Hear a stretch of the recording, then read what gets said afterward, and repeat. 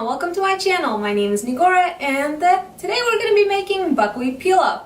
Let's go over the ingredients. Today we will be using chunks of beef, buckwheat, onion, 2 cloves of garlic, salt, pepper, paprika and cumin, and over here we have carrots. In a big pot we're going to be adding 1 cup of oil. You might think that was not a cup. You're right. Later on I had to add some more oil, so I ended up adding 1 cup of oil.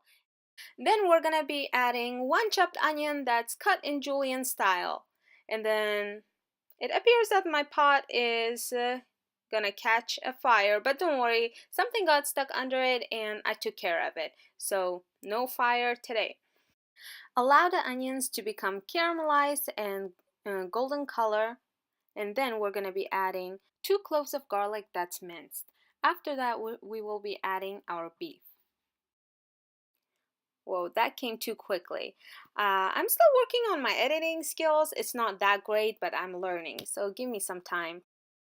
Allow one side to cook through and caramelize, then flip it over so the other side also going to get that nice golden brown color.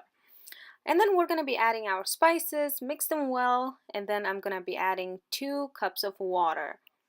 And then let it simmer for 10 minutes on medium-high heat. After our 10 minutes is up, we're going to be adding our carrots in, and then make sure that our carrots are spreaded evenly, and then add 2 cups of water and let it simmer for another 10 minutes. So after 10 minutes is up, it's time to add our washed buckwheat. I'm using 2 cups of buckwheat here. Spread the buckwheat evenly so it can get cooked through evenly. Close the lid and steam it for 20 minutes. After 20 minutes is up, it's time to serve. Finally, our buckwheat pilaf is ready and now it's time to try it. Let me have some carrot, buckwheat.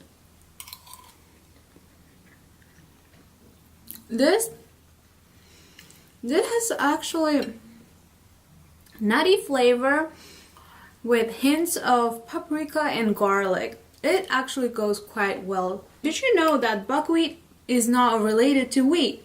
It's actually related to rhubarb family. So it's gluten free. If you're gonna try it, let me know and comment below.